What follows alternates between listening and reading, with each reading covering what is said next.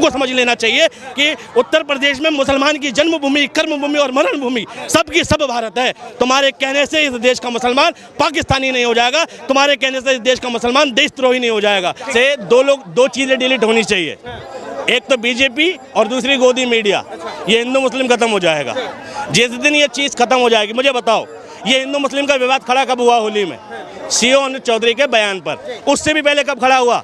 योगी आदित्यनाथ के बयान पर। ये दो नेता अगर नहीं होते सीन में तो कहीं कुछ हिंदू मुस्लिम का था क्या? मतलब आप नेता मानते हैं अनुज चौधरी? बिल्कुल नेता ही है। जो आदमी राजनीतिक बयानबाजी करे वो कोई प्रशासनिक अधिकारी है, वो नेता ही है। और संभल के कांड में भी नेतागिरी कर रहे थे वो।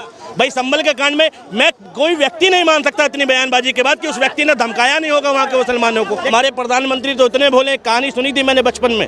वो कहानी ये थी कि भाई एक लड़के के यहाँ शादी के लिए जाते हैं कि लड़का गुटखा खाता है, ना जी ना गुटखा नहीं खाता है। लड़का तुम्हारा भाई चोरी चकारी करता है, ना जी ना चोरी चकारी भी नहीं करता है। लड़का एक बात बताओ कि दिन भर सोता है, सुस्ती घर पे टाइम काट देता है, ऐसा तो नहीं है, कामचोर तो नहीं है? कहता है ना जी ना ऐसा भी नहीं है, लड़का बिल्कुल परफेक्ट है। बोले रिश्ता पक्का समझे? बोले हाँ जी पक्का समझो। तो कहता है, लड़का बोलता है लास्ट में, कहता है ऐसे तो मुझ में कोई ऐब नहीं है, ना चोरी करता हूँ, ना गुटखा खाता हूँ, ना भैया कामचोर हूँ, लेकिन मुझ में एक कमी है, वो कमी है कि मैं झूठ बोलता हूँ। बस यही हमारे देश के प्रधानमंत्री की दुर्गति है। ठीक है, तुम कहोगे करप्शन करता है, नहीं करता है। तुम कहोगे भ्रष्टाचार करता है, नहीं करता है। तुम कहोगे इस देश में गरीब आदमियों की टैक्स की चोरी करता है, नहीं करता। तुम कहोगे गौतम अडानी की दोस्ती है, बोले नहीं है। लेकिन इस देश में तुम जब बात पूछोगे मोदी जी कोई कमी, तो मोदी जी के मुंह से एक ही बात निकलेगी, मैं झूठ बोलता हूँ। और जो झूठ बोलता है वो टैक्स चोरी भी कराता है, जो झूठ बोलता है वो करप्शन भी कराता है, जो झूठ बोलता है वो हिंदू मुसलमान का दंगा भी कराता है। और ये बात देश के प्रधानमंत्री, प्रदेशों के मुख्यमंत्री और बीजेपी के जितने भी शासित राज्य हैं और उन शासित राज्य के जो लोग हैं जो प्रशासनिक विभाग में, फिर वो सीओ अनुज चौधरी जैसे लोग ही क्यों ना हो, उन पर लागू होती है, उन सभी पर लागू होती है। देखिए अब कुछ लोग कह रहे हैं कि अनुज चौधरी को जो है वर्दी उतार कर अब उन्हें कोई पार्टी ज्वाइन कर लेना चाहिए। बीजेपी ज्वाइन कर लेनी चाहिए, कोई पार्टी को खुला बताओ ना। बाबा जी उससे खुश हैं, बाबा जी की पार्टी में जाएं। बाबा जी हो सकता है गृह राज्य मंत्री बना दें उन्हें। अजय मिश्रा टैनी के बाद सीओ अनुज चौधरी तो हैं जो क्रूरता से शासन दिखा सके। ये मुगल चिल्लाते हैं।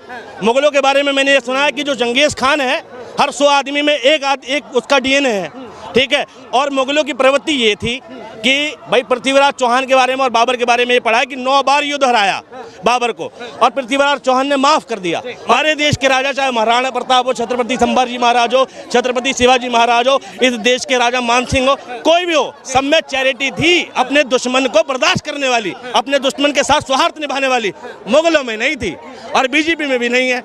तो मुगलों का असल वंशज कौन है ये देश तय कर ले। अच्छा, देश तय करेगा। हाँ जी। लेकिन एक बात बताइए, आजकल की राजनीति जो है हर त्योहार के अंदर कभी हिंदू कभी मुस्लिम, हिंदू मुस्लिम, मुस्लिम हिंदू, ये चल क्या रहा? देश से दो चीजें डिलीट होनी चाहिए, एक तो बीजेपी और दूसरी गोदी मीडिया। ये हिंदू मुस्लिम खत्म हो जाएगा। जिस दिन ये चीज़ खत्म हो जाएगी, मुझे बताओ ये हिंदू मुस्लिम का विवाद खड़ा कब हुआ? होली में सीओ अनुज चौधरी के बयान पर। उससे भी पहले कब खड़ा हुआ? योगी आदित्यनाथ के बयान पर। ये दो नेता अगर नहीं होते सीन में तो कहीं कुछ हिंदू मुस्लिम का था क्या? मतलब आप नेता मानते हैं अनुज चौधरी? बिल्कुल नेता ही है। जो आदमी राजनीतिक बयानबाजी करे वो कोई प्रशासनिक अधिकारी है, वो नेता ही है। और संभल के कांड में भी नेतागिरी कर रहे थे वो।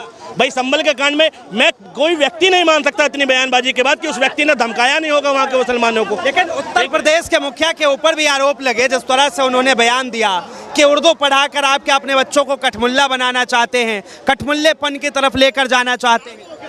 अब उर्दू जो व्यक्ति कह रहा है कि गर्व से कहो हम हिंदू हैं, उस व्यक्ति को पता नहीं कि हिंदू जो शब्द है वो फारसी की लिपि से लिया गया शब्द है। तुम अपने नाम के आगे लिख रहे हो कि हिंदू, और हर उनका भक्त लिख रहा है हिंदू। वो हिंदू ही फारसी लिपि का शब्द है, और उर्दू भाषा की जो लिपि है वो फारसी है।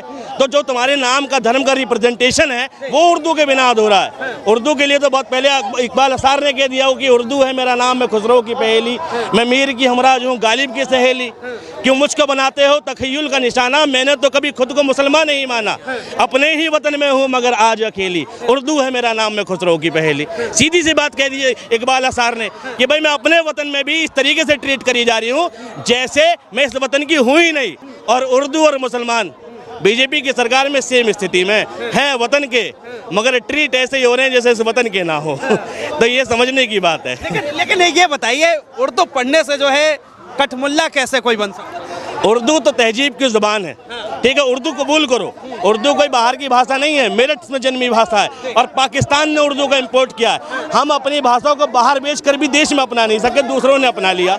सौतेली, जो उसकी सौतेली माँ है वो उसे अपना मानती है और अपनी माँ कहती है पराई है। कठमुल्ला, इस देश में अभी देखोगे तुम, नायबदार एक शब्द होता है, तहसील एक शब्द होता है, अदालत एक शब्द होता है, वकील एक शब्द होता है, ये सब उर्दू के शब्द हैं। क्या क्या बदलोगे? इलाहाबाद का प्रयागराज करना आसान था, तुम्हारी जड़ों में उर्दू है, कहाँ तक बात निभाओगे? ठीक है, मतलब आप कह रहे हैं कि उर्दू जो है किसी एक धर्म का नहीं।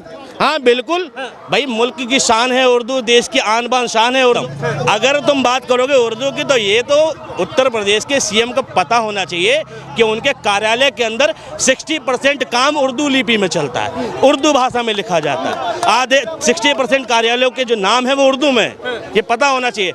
एक गैर जिम्मेदार मुख्यमंत्री जैसी बयानबाजी, ठीक है, जैसी कर रहे हैं, वो गैर जिम्मेदार मुख्यमंत्री की भूमिका निभा रहे हैं। क्योंकि मैंने संसद के पटल पे देखा कि योगी आदित्यनाथ 30 करोड़ नाव से कमा लिए, ठीक है, उसकी तारीफ कर रहे थे और वो व्यक्ति हिस्ट्री सीटर निकलता है बाद में, ठीक है, कहता है एक व्यक्ति ने रोजाना इतनी नाव चलाई, एक व्यक्ति के पास 30-31 नाव है, यानी बाकी लोगों को अवसर ही नहीं मिला, इसका ये मतलब है। लेकिन देखिए, इससे पहले भी उत्तर प्रदेश के अंदर देखा गया, बटोगे तो कटोगे, उसके बाद जो है ये तमाम तरह के नारे। अब केतकी सिंह कह रही है कि जो हॉस्पिटलों में मुस्लिमों के लिए अलग से एक वार्ड बना दिया जाए। मैं तो सीधी सी बात ये कह रहा हूँ, मुस्लिमों के लिए वार्ड मत बनाओ, ठीक है, तुम इस देश में गरीबों के लिए एक वार्ड बना दो, इस देश में गरीब मजदूरों के लिए एजुकेशन सिस्टम फ्री कर दो।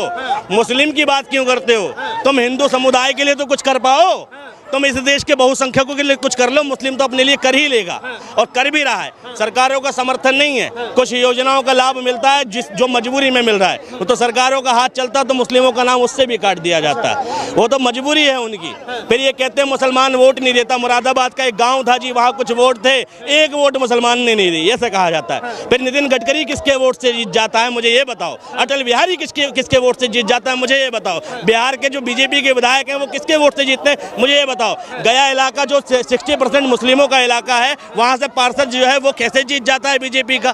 ठीक है, मुस्लिम वोट देते हैं मगर धार्मिक कीड़ों को नहीं देते, मुस्लिम वोट देते हैं विकास पुरुषों को देते हैं। तुम नितिन गडकरी जैसे बनने की औकात रखो, इस देश का मुसलमान तुम्हें भी वोट देगा। तुम अटल बिहारी वाजपेयी जैसे बनने की औकात रखो, इस देश का मुसलमान तुम्हें भी वोट देगा। अब तुम बात करोगे कि तुम बनोगे योगी आदित्यनाथ और हिंदुत्व का एजेंडा लेकर तुम संवैधानिक पद पर बैठकर तुम इस देश के विभाजन और विखंडन की बात करोगे, इस देश में तुम हिंदू मुस्लिम करोगे, इस देश के समुदाय को बांटने की बात करोगे, फिर कहोगे मुसलमान वोट देगा तुम्हें।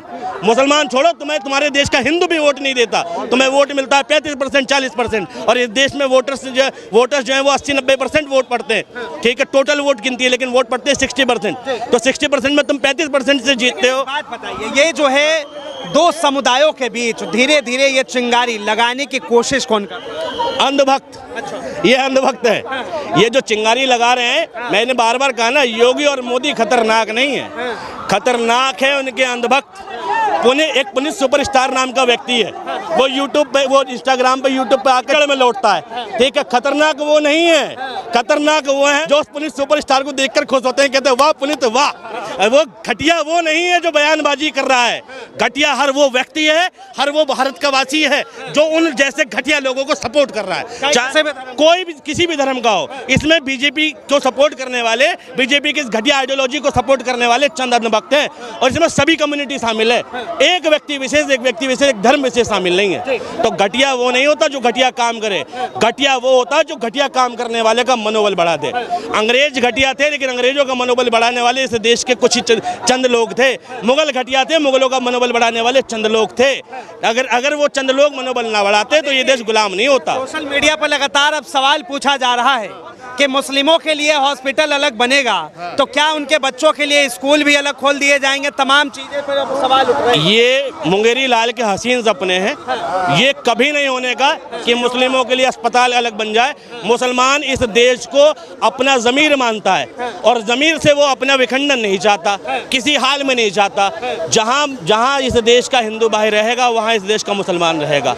इस देश की जड़ों में हिंदू मुस्लिम सभ्यता है वरना अगर प्रयागराज की घटना हुई थी ना, कुंभ की महाकुंभ की भगदड़ हुई थी ना, बताओ इस देश के मुसलमान ने अपनी जिम्मेदारी निभाई नहीं निभाई? कहाँ थे बजरंग दल के लोग उस टाइम पर जब भगदड़ मची? कहाँ थे आरएसएस के लोग जब भगदड़ मची? कहाँ थे विश्व हिंदू परिषद के लोग जब भगदड़ मची? किसी का राहत शिविर कैंप देखा क्या वहां पर?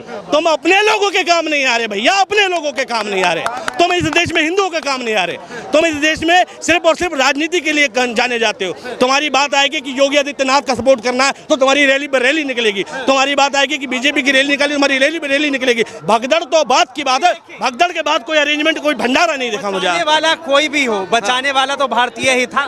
बचाने वाला भारतीयता, यही इस देश को समझना है कि भारतीयता जिंदा रखो, हिंदू मुसलमान जिंदा रखोगे तो वही बात है, बटोगे तो कटोगे। भारतीयता जिंदा रखो और बटना नहीं है भारतीयता के आगे।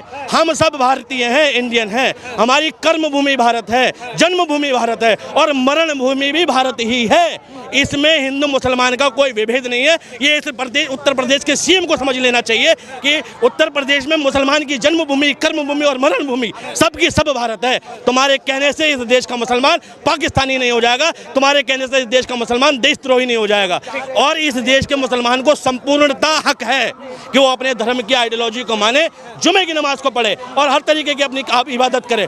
तुम उसे रोक नहीं सकते। और योगी आदित्यनाथ जितना गलत करने की सोच रहे हैं, मुझे तो लग रहा है उतना ही अच्छा होता जा रहा है मुसलमानों के लिए। इस बार होली और जुम्मा दोनों एक साथ हिंदू मुस्लिम मिलकर मनाए? इस बार नहीं, इससे पहले भी होली और जुम्मा एक साथ पड़े हैं और ये तो रमजान का दूसरा जुम्मा है। ऐसा भी हुआ कि अलविदा जुम्मा और होली एक साथ पड़े हैं और ऐसी कोई दिक्कत नहीं हुई है, सिवाय राजनीतिक बयानबाजी को अगर रोक दिया जाए ना। और जैसी राजनीतिक बयानबाजी ये कर रहे हैं, ये इस देश के लोगों को भी समझना है। बिल्कुल, होली की हार्दिक शुभकामनाएं इस देश के सच्चे सनातनियों को, इस देश के सच्चे धार्मिकों को होली की हार्दिक बधाई।